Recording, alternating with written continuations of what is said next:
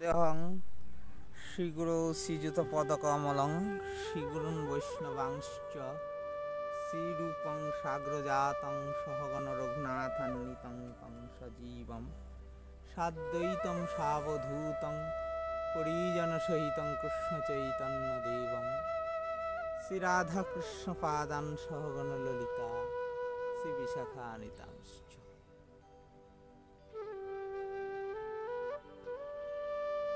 আমরা পরমারাধ্যতম পরম দয়াল শ্রী গুরুদেবের কৃপা আশীর্বাদ ও বৈষ্ণববৃন্দের কৃপা আশীর্বাদ ও গৌর নিত্যানন্দ তথা শ্রী রাধা গোবিন্দ দেবের কৃপা আশীর্বাদ প্রার্থনা করে রঘুনাথ দাস গোস্বামী প্রভুর কিছু মহিমা পাঠ করে কীর্তনপূর্বক শ্রবণ করে আত্মমঙ্গল করবার চেষ্টা করছি। এরপর পানিহাটিতে গঙ্গার তীরে চিরাদুদি মহোৎসব হবার পর নিত্যানন্দ প্রভু ভক্তবৃন্দ সহ রাঘব পণ্ডিতের শ্রীপাঠে এলেন, রাঘবের ঘরে এলেন। প্রভু বিশ্রাম কইলা যদি দিন শেষ হইল, রাঘব মন্দিরে তবে কীর্তন আরম্ভ হল। প্রভু দধিচিরা মহোৎসবের প্রসাদ পেয়ে সব ভক্তবৃন্দদের প্রসাদ পাইয়ে রাঘব পণ্ডিতে এসে দুপুরবেলা বিশ্রাম করলেন। বিশ্রাম করার পর যখন দিন শেষ হলো, সন্ধ্যা আরম্ভ হলো, সেই সময় প্রভু রাঘব পণ্ডিতের গৃহে কীর্তন শুরু করলেন। ভক্ত সব নাচাইয়া নিত্যানন্দ রায় শেষে নৃত্য করে প্রেমে জগত ভাসায়। ভক্তদের নাচিয়ে নিত্যানন্দ প্রভু শেষে নৃত্য করছেন, প্রেমে জগৎ ভাসাচ্ছেন। মহাপ্রভু তার নৃত্য করে দর্শন, সবে নিত্যানন্দ দেখে, না দেখে অন্যরা। মহাপ্রভু একমাত্র নিত্যানন্দের নৃত্য দর্শন করছেন। তিনি দর্শন করতে, নিত্যানন্দই দর্শন করছে, আর কেউ মহাপ্রভুকে দর্শন করতে পারছে।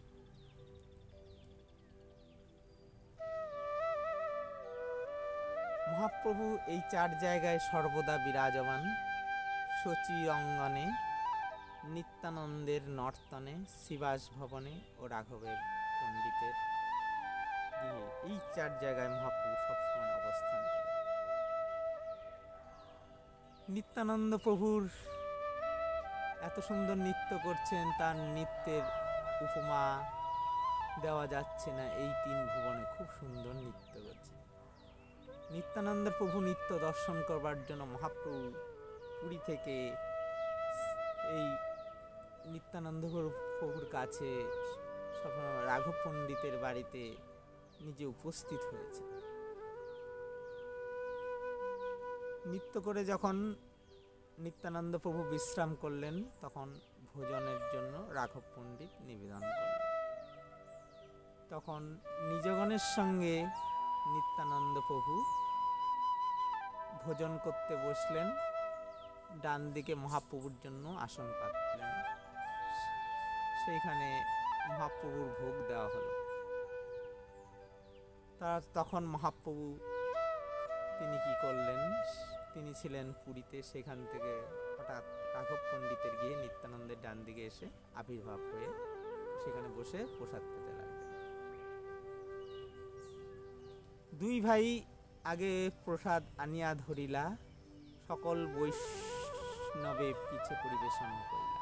রাঘব পণ্ডিত কি করলেন, দুই ভাই গৌর নিত্যানন্দের কাছে প্রসাদ এনে রাখলেন এবং সকল বৈষ্ণবদের পরে পরিবেশন করলেন। নানান প্রকার পিঠা, পায়স, দিব্য সাল্য অন্ন, অমৃত নিন্দয়ে হইছে বিবিধ ব্যঞ্জন। রাঘব ঠাকুরের প্রসাদ অমৃতের স্বাদ, মহাপ্রভু যাহা খাইতে আইসে বারবার। যখন পাক করি রাঘব যবে ভোগ লাগায়, মহাপ্রভু লাগি ভোগ পৃথক বাড়ায়। মহাপ্রভু যখন রাঘব পণ্ডিত তার আরাধ্যদেব রাধা গোবিন্দকে ভোগ লাগাচ্ছেন, মহাপ্রভুর জন্য একটা আলাদা ভোগ তিনি বাড়েন। প্রতিদিন মহাপ্রভু করেন ভোজন, মধ্যে মধ্যে প্রভু তারে দেন দর্শন। দুই ভাই অর্থাৎ গৌর নিত্যানন্দকে রাঘব পণ্ডিত অতি যত্নের সঙ্গে পরিবেশন করে খাওয়াচ্ছেন, যাতে অবশেষ না রাখেন, সেই জন্য বারবার যত্ন করে খাওয়াচ্ছেন। কত উপহার আনে হেন নাহি জানি, রাঘবের ঘরে রান্ধে রাধা ঠাকুর। কত প্রকার পরিবেশন করছেন, কত প্রকার মেনু পরিবেশন করছেন। রাঘবের ঘরে সাক্ষাৎ রাধা ঠাকুরানী রান্না করেন। দুর্বাসার ঠাইতেহ পাইয়াছেন বর, অমৃত হইতে পাক অধিক মধুর। দুর্বাসার থেকে রাধারানী বর পেয়েছেন, তিনি যখন রান্না করেন তখন অমৃত থেকে মধুর হয়। সুগন্ধি সুন্দর প্রসাদ মাধুর্যের সার, দুই ভাই তাহা খাইয়া সন্তোষ হয়। সুগন্ধি সুন্দর প্রসাদ মাধুর্য, দুই ভাই খেয়ে তা সন্তোষ হয়। ভোজনে বসিতে রঘুনাথে কহে সর্বজন, পণ্ডিত কহে ইহ পাছে করিবে ভোজন। যখন মহাপ্রভু নিত্যানন্দ প্রভু ভোজন করছেন, সব ভক্তদের পরিবেশন করছেন, ভক্তরাও প্রসাদ পাচ্ছেন, তখন সবাই রঘুনাথকে ডাকছেন, রঘুনাথ আসো প্রসাদ করে। তখন রাঘব পণ্ডিত বলছেন, এ পরে পাবে, আপনারা আগে পান। ইনি পরে। ভক্তগণ আকণ্ঠ ভরিয়া করিল ভোজন, হরিধ্বনি করি উঠি কৈলাস। ভক্তগণ আকণ্ঠ গলা অব্দি ভোজন করে ফেলেছেন, হরিধ্বনি বলে সব ভক্তরা উঠে মুখ ধুয়ে ভোজন করি দুই ভাই কৈলাস মন, রাঘব আনি পড়াইল মাল্যচন্দন। যখন ভোজন করে তারা উঠলেন হাত মুখ ধুয়ে, তখন রাঘব পণ্ডিত দুই ভাইকে মাল্লা চন্দন পড়ালেন, বীরা খাওয়াইলা, অর্থাৎ পান খাওয়ালো। বীরা খাওয়াইলা কইলা চরণ বন্দন, ভক্তগণে দিলা বীরা মাল্য চন্দন। ভক্তদের সব পান মাল্য চন্দন সব বেটে দিলেন। রাঘবের কৃপা রঘুনাথের উপরে, দুই ভাইয়ের অবশিষ্ট পাত্র দিলা তারে। রাঘব পণ্ডিত সবসময় রঘুনাথ দাস গোস্বামীকে স্নেহ আশীর্বাদ করতেন, ভালোবাসতেন। সেই জন্য গৌর নিত্যানন্দের যে অবশিষ্ট ভুক্ত অবশেষ অর্থাৎ উচ্ছিষ্ট প্রসাদ, সেটা রাঘব পণ্ডিত কি করলেন, রঘুনাথকে এনে দিলেন।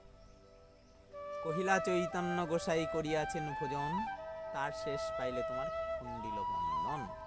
তাদের তখন রাঘব পণ্ডিত বললেন, চৈতন্য গোসাই অর্থাৎ মহাপ্রভু নিত্যানন্দ ভোজন করেছেন, তাদের উচ্ছিষ্ট অবশেষ পেলে তোমার বন্ধন খণ্ডন পেলে, তোমার সুতরাং তোমার বন্ধন খণ্ডন হয়ে গেল। তুমি যে সংসারে বদ্ধ হয়ে আছো, সেই বন্ধন তোমার খণ্ডন।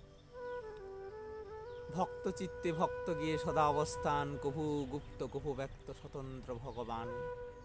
সর্বত্র ব্যাপক প্রভুর সদা সর্বত্র বাস, ইহাতে সংশয়ে যার সেই যায় নাশ। প্রভু সর্বত্র বিরাজমান, ঈশ্বর সর্বত্র তিষ্ঠতি।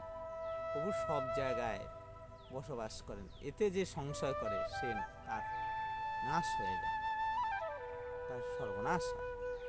পাতে নিত্যানন্দ প্রভু গঙ্গা স্নান করিয়া, সেই বৃক্ষমূলে বসিলা নিজগণ লইয়া। যেই পূর্বদিন নিত্যানন্দ প্রভু গঙ্গার তীরে যেই বটবৃক্ষমূলে সে পুলিন ভোজন চিরাদতি মহোৎসব করেছিলেন, সেই পরের দিন সকালে স্নান করে, গঙ্গা স্নান করে সেই বৃক্ষমূলে ভক্তদের নিয়ে বসলেন। সেই সময় রঘুনাথ দাস গোস্বামী এসে নিত্যানন্দ প্রভুর চরণ বন্দনা করলেন। রঘুনাথ আসি কইলা চরণ বন্দন, রাঘব পণ্ডিতের দ্বারা কইল নিবেদন। রঘুনাথ ডাইরেক্ট সরাসরি নিত্যানন্দ প্রভুকে কিছু বলছেন না, রাঘব পণ্ডিতের দ্বারা বলাচ্ছেন। রাঘব পণ্ডিতকে প্রথমে বলেছেন, সেই নিবেদন রাঘব পণ্ডিত নিত্যানন্দ প্রভুকে বলছেন। অধম পামর মুই হীন জীবাধম, মোর ইচ্ছা হয় পাং চৈতন্য চরণ। বামন হইয়া যেন চাঁদ ধরিবারে চায়, অনেক যত্ন কইলু তাতে কবু সিদ্ধ নয়। যতবার পালাই আমি গিহাদি ছাড়িয়া, পিতামাতা দুই মোরে রাখে বান্ধিয়া। বলছে অধম, আমি পামর, আমি জীবা অধম, আমার ইচ্ছা হয় আমি চৈতন্য চরণ মহাপ্রভুর চরণ ভজনা করি। বামন হয়ে যেন চাঁদ ধরতে যাই, অনেক যত্ন করলাম কিন্তু তাতে সিদ্ধ হচ্ছে না, লাভ হচ্ছে না। যতবার আমি পালিয়ে যাই, বাড়ি ঘর দর ছেড়ে পালিয়ে যাই, পিতামাতা আমাকে দুইজন এসে আমাকে পথের থেকে ধরে এনে বেঁধে রাখে। তোমা কৃপা বিনা কেহ চৈতন্য না পায়, তুমি কৃপা করিলে তারে অধমে পায়। তোমার কৃপা ছাড়া, গুরু কৃপা ছাড়া কেউ চৈতন্য মহাপ্রভু ভগবানকে পায় না। তুমি যদি অধমকেও কৃপা করো, সেও তোমার কৃপায়, গুরু কৃপায়, তোমার কৃপায়, নিত্যানন্দের কৃপায় সেও ভগবানকে পায়, চৈতন্যকে পায়। অযোগ্য মুই নিবেদন করিতে করি ভয়, মোরে চৈতন্য দেহ গোসাই হইয়া সত। মু অযোগ্য, আমার কোনো যোগ্যতা নাই, তবু আমি নিবেদন ভয় করে আপনার চরণে নিবেদন করছি, হে গোসাই নিত্যানন্দ প্রভু, আপনি সদয় হয়ে ভগবান কৃষ্ণ চৈতন্য দেবের কে আমাকে দেন, তিনি যেন ভগবান আমার প্রতি যেন প্রসন্ন হয়, আমার যেন সংসার বন্ধন দূর হয়ে যায়, আমি যেন মহাপ্রভুর ভজনা করতে পারি, সাধনা করতে পারি। মোর মাথে পদধরি করহ প্রসাদ, নির্বিঘ্নে চৈতন্য পান করো আসে। আমার মাথায় তোমার শ্রী চরণ ধরো, ধরে করহ প্রসাদ, আমাকে আশীর্বাদ করো, নির্বিঘ্নে যেন কোনো বিঘ্ন না থাকে, নির্বিঘ্নে চৈতন্য মহাপ্রভুকে আমি লাভ করতে পারি, ভগবানের কৃপা লাভ করতে পারি, এই আশীর্বাদ। শুনি হাসি কহে প্রভু সব ভক্তগণে, ইহার বিষয় সুখ ইন্দ্র সুখ। তখন একথা রাঘব পণ্ডিতের দ্বারা যখন রঘুনাথ দাস গোস্বামী নিত্যানন্দের চরণে নিবেদন করলেন, তখন নিত্যানন্দবাবু হেসে বলছে সব ভক্তদের বলতেন, দেখো এর যে বিষয় সুখ, বিষয় মানে টাকা পয়সা, স্ত্রী, হ্যাঁ, ঘর দুয়ার জমিদারি, এইসব হলো বিষয়। বলছে এর যে বিষয় সুখ ইন্দ্র সুখ সম, ইন্দ্র স্বর্গের রাজা যেমন ইন্দ্রের বিষয়, এরও সেই রকম বিষয়। কিন্তু মহাপ্রভু চৈতন্য মহাপ্রভুর কৃপায় তাতে বিষয় সুখ তার ভালো লাগে না, বিষয় ভালো লাগে না। সুতরাং সবাই, সব ভক্তবৃন্দরা আপনারা একে, এই রঘুনাথকে আশীর্বাদ করেন যাতে নির্বিঘ্নে চৈতন্য চরণে ভক্তি লাভ করে, চৈতন্য চরণে। কৃষ্ণ পাদ পদ্মগন্ধ যেই জনে পায়, ব্রহ্মলোক আদি সুখ তারে নাহি পায়। কৃষ্ণ পাদ পদ্মের গন্ধ যেই জন লাভ করে, ব্রহ্মলোক সুখ, ব্রহ্ম সুখ, লোক আদি সুখ, মুক্তি টুক্তি, মুক্তি তার কিছু ভালো লাগে না। তথাই ভাগবতের পঞ্চম স্কন্দের 14 অধ্যায়ের 43 নম্বর শ্লোকে বলছেন, যো দুস্ত্যাজন দ্বার সুতান সুইদ রাজ্যং হৃদীপশীষ জহৌ যুবৈব মলবৎ উত্তম শ্লোক লালস। এর উত্তরে বলছেন 137, বলছে এই দুস্ত্যাজ রাজ্য সুখ সব ত্যাগ করে মলবৎ, মানে মলবৎ মল ত্যাগ করলে যেমন আনন্দ পায়, সেই রকম ভগবানের কৃপা যারা লাভ করে তারা এই রকম মলবৎ, মানে বিষয় সুখকে, এরকম বিষয় ত্যাগ করলে, যে মল ত্যাগ করলে যেরকম আনন্দ হয়, বিষয় ত্যাগ করলে সেরকম আনন্দ হয়, ভগবানের কৃপা তারা লাভ পায়।